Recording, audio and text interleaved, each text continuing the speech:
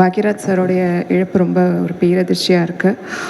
சாந்தனு, கிக்கி, அப்புறம் பூர்ணிமா மேம், அவங்க குடும்பத்துக்கு என்னுடைய ஆழ்ந்த அனுதாபங்கள். இப்போது இந்த டார்க் ஹெவன் படத்தோட ஆடியோ லான்ச் வந்து ஆக்சுவலி இவ்வளோ தூரம் இந்த படம் வருமா அப்படின்றதே வந்து ரொம்ப வந்து ஷூட் பண்ணும்போது அவ்வளோ ஸ்ட்ரகிளாக இருந்தது. ஏன்னா எல்லாருமே சொல்லிட்டாங்க இந்த படம் ஒரு பெரிய ஸ்ட்ரகிள், ரொம்ப நிறைய ஸ்ட்ரகிள் இருந்தது அப்படின்ட்டு. இந்த படத்தோட டீசர் லான்ச்லேயே சொல்லியிருப்பாங்க, ஏற்கனவே இந்த படத்தை ஒரு 70% எடுத்து அதை வெளியே கொண்டு வர முடியாமல் அகெயின் திருப்பி ஒரு படத்தை அதே லொக்கேஷன், அதே டீம், பட் கேஸ்டிங் மட்டும் வேறு. திரும்பி நாங்கள் போன லொக்கேஷன் எல்லாமே ரொம்ப கஷ்டமான ஒரு இடம். ரொம்ப சாதாரணமாக ஒரு செட்டுக்குள்ளேயோ இல்லை ஒரு ஏசி ஃப்ளோர்லேயோ அந்த மாதிரி நாங்கள் இந்த ஷூட் பண்ணவே இல்லை.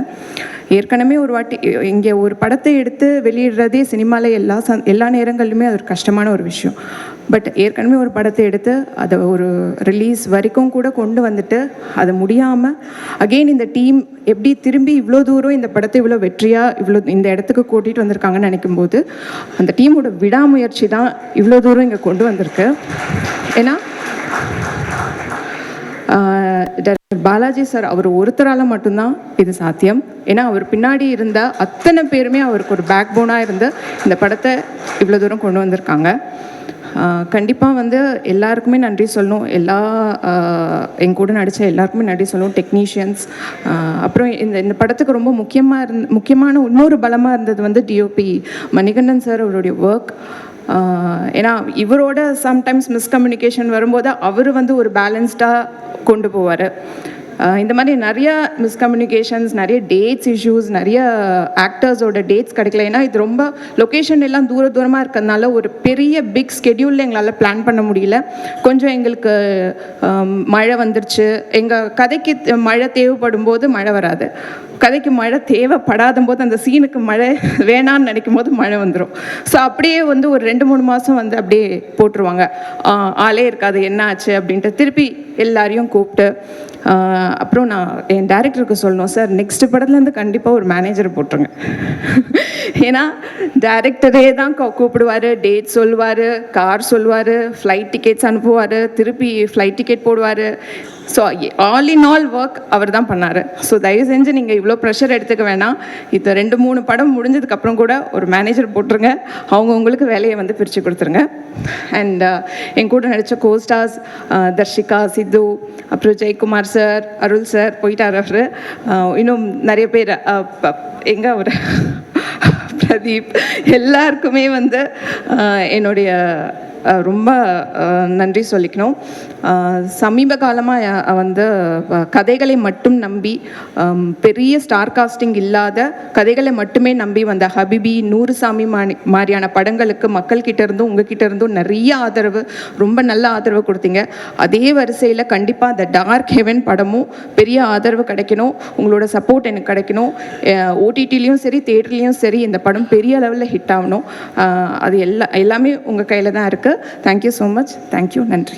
டார்க் ஹெவன் என்னோட முதல் படம். இந்த படத்துக்கு எனக்கு ஆப்பர்ச்சுனிட்டி கொடுத்த பாலாஜி சார் ரொம்ப நன்றி. இந்த படம் எனக்கு மட்டும் இல்லை, இங்கே இருக்க நிறைய பேரோட சினிமா கனவுக்கு முதல் படி. எல்லாருமே சொன்னாங்க இந்த படத்தில் நிறைய ஸ்ட்ரகிள் இருந்ததுன்னு. என்னை பொறுத்த வரைக்கும் சினிமான்றது ஸ்ட்ரகிள் அண்ட் ஹார்ட் ஒர்க் தான். ஸ்ட்ரகிள் அண்ட் ஹார்ட் ஒர்க் இருந்தால் தான் ஒரு நல்ல சினிமாவை மக்களுக்கு கொடுக்க முடியும். ஸோ அப்படி பார்க்கும்போது இந்த படத்தில் எல்லாருமே ஹார்ட் ஒர்க் பண்ணியிருக்காங்க. ஸோ எல்லோரும் இந்த படம் ஜூலை 17th திரையரங்குக்கு வரும்போது போய் பாருங்கள். ஒரு நல்ல படம். உங்களோட ஹானஸ்டான ரிவ்யூவை சொல்லுங்கள். ஒன்ஸ் அகெயின் ரொம்ப நன்றி சார். தேங்க்யூ. இங்கே எல்லாரையும் பார்க்கும்போது பெரிய சந்தோஷம். முதல்ல இந்த சந்தோஷத்துக்கு ரெட்டி பாவத்துக்கு மனப்பூர்வ வாழ்த்துக்கள். புகழ்த்தம்பி நான் குக்கு வித் கோமாளி பார்த்து இப்போ பார்க்குறேன், ஹீரோ ஆகிட்டான் தம்பி. இல்லை பிள்ளை, நிறைய வாய்ப்பு வரும். அப்போ தான் ஹீரோ என்பது ஒரு கதாபாத்திரம் தானே. அந்த கதாபாத்திரத்துக்குள்ளே ஒருத்தர் எவ்வளோ பெரிய விஷயம் தெரியும். எங்களோட பெரிய கனவு அதெல்லாம். ஹீரோ ஆகணும், எல்லாருடைய ஆசை தானே. நான் ஹீரோ ஆகணும் அப்படின்னு. அந்த ஆசை நிறைவேறிக்காது. பெரிய வாழ்த்துக்கள். ஐயா அப்பா வணக்கம், நல்லா இருக்கீங்களாப்பா? சந்தோஷம். இந்த மேடை என் மேடையை நான் மாற்றிக்கிற முதல்ல சந்தோஷப்படுத்திக்கிற முதல்ல ஜவஹர்னன், தங்கச்சிமா எல்லாரையும் பார்க்கும்போது இது குடும்ப நிகழ்ச்சியாக தான் தெரியுது எனக்கு. இது ஒரு ஆடியோ லான்ச் மாதிரி தெரியல இது பொறுத்த வரைக்கும். சித்து வந்து நான் ரொம்ப பெருமையாக பார்த்துருக்கேன் அவனை தம்பியை. முதல் படம் நான் வந்து ட்ரெயின் பண்ணியிருக்கேன், அவனுக்கு பாஸ்கெட்பால் ட்ரெயின் பண்ணியிருக்கேன். அவனை அப்போ பார்க்கும்போது ரொம்ப ஒல்லியாக ஃபங்க் வச்சுக்கிட்டு அப்படி இருப்பான். அப்படி வர சொல்லி தனியாக தெரிஞ்சான் தம்பி, யாரா நீ அப்படி தான் கேட்டோம். திருவண்ணாமலை வந்த பிள்ளை. அந்த படம் அறிவழகன் சார் எடுத்தாங்க. அந்த படத்தில் வந்து ஒரு முக்கியமான கதாபாத்திரம் பண்ணால் அப்போ தான் எனக்கு சித்த தெரியும். அதுக்கப்புறம் காலத்தின் கட்டாயம் பாகம் வாழ்க்கை விதி விளையாடிச்சு. என் கூட ட்ராவல் பண்ண நிலைமை வந்துச்சு பிள்ளைக்கு. நான் ஸ்டுடியோவில் இருக்க சொல்ல ஸ்டுடியோவில் என் கூடயே இருப்பான் எப்போதுமே. ரொம்ப தங்கமான பையன், உண்மையாக இருப்பான், எல்லா வேலையும் எடுத்து செய்வான். அவனுக்கு பெரிய விஷயம் என்னென்னா வாய் தான். எதுவும் அதெல்லாம் உண்மையை சொல்லிவிடுவான். அதெல்லாம் நிறைய பஞ்சாயத்து இருக்குது அவனுக்கு. சொல்லுறதுனால என்ன ஆகுதுன்னா உண்மை ஏற்றுக்காது மனசு. நமக்கு உண்மை சொல்ல ஒத்துக்காது எப்போதுமே. உன்னை புகழ்ந்து சொன்ன ரொம்ப அழகாக இருக்குது அப்படின்னா உடனே ஒத்துக்கும். இப்போ தண்ணி நல்லாவே போட்ட ட்ரெஸ் நல்லா போட்டுக்கலாமே அப்படின்னா உடனே யோசி பண்ணுவோம். என்ன பார்த்தா நான் அவ்வளோ கேவலமாக இருக்கும் அவனுக்கு அப்படி கேட்போம். நல்லது ஏற்றுக்கிற மனசு கெட்டது ஏற்றுக்காது. ஆனால் கெட்டதை சொல்கிற மனசு தான் சூப்பராக இருக்கும். எப்போதும் உங்களுடைய அழகை சொல்லத்தை விட உங்களை குறைய சொல்லும் போது திருத்துக்கிறதுக்கான ஒரு பெரிய வாய்ப்பாக இருக்கும். அப்படி தான் சித்து நான் பார்த்தேன். அந்த தம்பி வந்து எனக்கு ஹீரோ அன்னைக்கு எடுத்த எவ்வளோ பெரிய விஷயம் என்பது பெரிய வாழ்க்கையில் ஒரு பெரிய ட்ராவல் இருக்குல்ல, அந்த ட்ராவலில் அவன் இது வந்திருக்கான். நாங்கள் பேசும்போது எப்போதுமே என்னென்னா ஒருத்தர் பேசும்போது கேட்கணும். அதை கேட்காம பக்கத்தில் பேசுனா அப்புறம் எதுக்கு பேசணும்னு தெரியாது. உனக்கு தான்டா, நான் எனக்காக பேசிக்கிறேன், உனக்காக தான் பேசுகிறேன். இந்த படம் சித்து வாழ்க்கையில் பெரிய படமாக அமையும். எப்போதுமே சொல்லுவாங்க, ஐயா சொன்னாங்கல்ல, இந்த காப் ரோல் பண்ணுறேன் எல்லாரும் போலீஸாக கூப்பிட்றாங்க அப்படின்றது அது பெரிய கொடுப்பனை. என்னை பொறுத்த வரைக்கும் நான் போலீஸாக தெரிய சொல்ல நான் அந்த உடைய போட்டு தான் போலீஸாக மாறிக்கிறேன். எனக்கு பெரிய படிப்பறிவு கிடையாது. சினிமா மட்டும் தான் எல்லாத்தையும் கொடுத்துட்டே இருக்கும். நான் ஒரு நாள் வக்கீலாக மாறுவேன், ஒரு நாள் டாக்டராக மாறுவேன், ஒரு நாள் ஹீரோவாக மாறுறேன், ஒரு நாள் எல்லா வேடங்களையும் இருக்கிறது மட்டும் தான் அந்த சினிமா என்பது அவ்வளோ அழகான தொழில். எங்களை ரொம்ப அழகாக பார்த்துக்குது. 3 வேளை சோறு போடுது, கேரவன் கொடுக்குது, எல்லாத்தையும் ரொம்ப பெருமைப்படுத்துது. எங்கே போனாலும் எங்களை ஃபோட்டோ பிடிச்சிக்கிறாங்க. எவ்வளோ அழகான விஷயம் இல்லை சினிமா. இந்த தொழில் நான் இருக்கிறதே பெரிய சந்தோஷம்.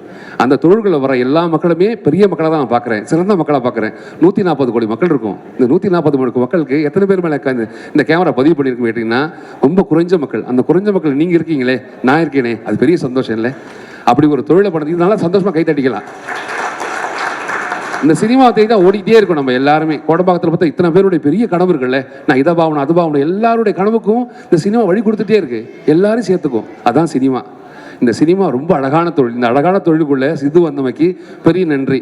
அதே மாதிரி இந்த வேடம் போடுறோம் இல்லை, இந்த வேஷம் கட்டுறோம் இல்லை, இந்த வேஷம் கட்ட சொல்ல அந்த போலீஸாக மாறிடுவோம். நாங்கள் ஒரு திருடனா மாறிடுவோம், ஒரு கொலைக்காரனை மாறிடுவோம். இது எப்படி சாத்தியம் அப்படின்னா, எங்கேயோ ஒரு விஷயத்தை கேட்டு காதில் கேட்ட விஷயத்தை மூலையில் ஸ்டோர் பண்ணியிருப்போம். அதுக்கு மெனக்கெட்டு இருப்பாங்க. அந்த மெனக்கடல் தான் இதோட மெனக்கடல். அவனை பார்க்க சொல்ல எனக்கு போலீஸாக தான் தெரிஞ்சான் தம்பி. நேற்று ட்ரெயிலர் பார்க்க சொல்ல அவ்வளோ உன்னதமாக இருந்துச்சு. அதுக்கு பெரிய வாழ்த்துக்கள் இயக்குனர் ஐயா. வாழ்த்துக்களுங்க ஐயா, பெரிய மகிழ்ச்சிங்க ஐயா. உங்களை பார்த்தது ரொம்ப சந்தோஷம். ரொம்ப சூப்பராக இருந்தது. வாழ்க பல்லாண்டு வாழ்க. நிறைய படங்கள் பண்ணுங்கள். ரொம்ப நேர்த்தியாக இருந்தது, ரொம்ப சூப்பராக இருந்தது. ஷார்ட் வைஸும் சூப்பராக இருந்தது. லைட்டிங் பியூட்டிஃபுல்லாக இருந்தது. கேமராவும் சூப்பராக பண்ணியிருந்தாங்க. வாழ்த்துக்களுக்கு சாமி. மியூசிக் சூப்பராக இருந்தது. இந்த படம் கண்டிப்பாக எல்லாரும் சொல்கிற வார்த்தை தான், சினிமா தியேட்டரில் போய் படம் பாருங்க அப்படின்னு. நீங்கள் தியேட்டரில் பார்க்கும்போது தான் அது ரெட்டிப்பாகும். அந்த ப்ரொடியூசருக்கு இன்னும் வருமானம் வரும், இன்னொரு படம் பண்ணுவாங்க. அதுக்கான ஒரு வாய்ப்பு தான் அது. அதனால் இதை ரெட்டிப்பாக்கிறதுக்கு நீங்கள் எல்லாரும் தியேட்டர் போய் படம் பார்த்தீங்கன்னா அதுதான் அது ஒரு பெரிய பாராட்டாக இருக்கும் எல்லாருக்குமே. உங்களோட வாழ்த்துக்கு பெரிய நன்றி. சித்து ஹீரோவாதுக்கு பெரிய சந்தோஷம். தங்கச்சிமா உங்கள் படம் பார்த்த நடுவில் ஒரு படம் பார்த்தா ரொம்ப அழகான கண்ணு பேசுன்னு சொல்லுவாங்க. உங்கள் கண் அப்படி தான் இருந்துச்சு, ரொம்ப அழகு. ஆனால் அந்த படம் வந்து அதுவும் காப்பா தான் பார்த்தேன். இதான் ஃபஸ்ட் படம் காப்பா. அப்போ நான் வேற ஒருத்தர் பார்த்துட்டாப்போ நான் தங்கச்சிட்ட கேட்டேன், அவர் மாதிரியே இருக்கா அப்படி கேட்டேன். தப்பாக சொல்லிட்டாப்போ அதே மாதிரி தான் இருக்கேன். வழி நெடுக காட்டு அந்த புள்ள மாதிரி இருக்கா அப்படி கேட்டேன் நான். அது பெரிய சந்தோஷம். ரொம்ப வாழ்த்துக்கள். பரவாயில்ல, மகிழ்ச்சி. அனைவருக்கும் பெரிய வாழ்த்துக்கள்ங்க. வாழ்க பல்லாண்டு, வாழ்க வளமுடன். யாரெல்லாம் வந்திருக்கீங்களோ முதல்ல உங்கள் கூட ஒரே விஷயம் தான், சந்தோஷத்தை கூட வச்சுக்கிங்க, துக்கத்தை தள்ளி வச்சுக்கிங்க. அடுத்த வேலைக்கு இப்போ யோசிக்காதீங்க, அடுத்த வேலை நடக்கும். இந்த வேலைக்கு இப்போ போகும். இப்போ உட்கார சொல்ல நான் யோசிப்பேன் இன்னொரு வேலையை பற்றி. அடுத்தது என்ன பண்ண போகிறேன், இங்கே போகணுமே அங்கே போகணுமே, அது அப்புறம் பார்த்துக்கலாம், அது நடக்கும். இந்த உலகம் ரொம்ப அழகு. இந்த உலகத்தில் நீங்கள் படைச்ச மனுஷனாக படைத்து ரொம்ப அழகு. நீங்கள் மனிதனாக படைச்சிட்டீங்க. அதுவும் சிரிக்கிறதுக்காக ஆடின பல்ல வெள்ளையாக கொடுத்துட்டான். நல்லா சிரிங்க, சந்தோஷமாக வச்சுக்கிங்க, நல்ல வார்த்தைகள் பேசுங்க. வாழ்க்கை சூப்பராக இருக்கும். எல்லாருக்கும் வெற்றி என்பது பக்கத்தில் இருக்குது, நீங்கள் எடுத்துக்கலாம்.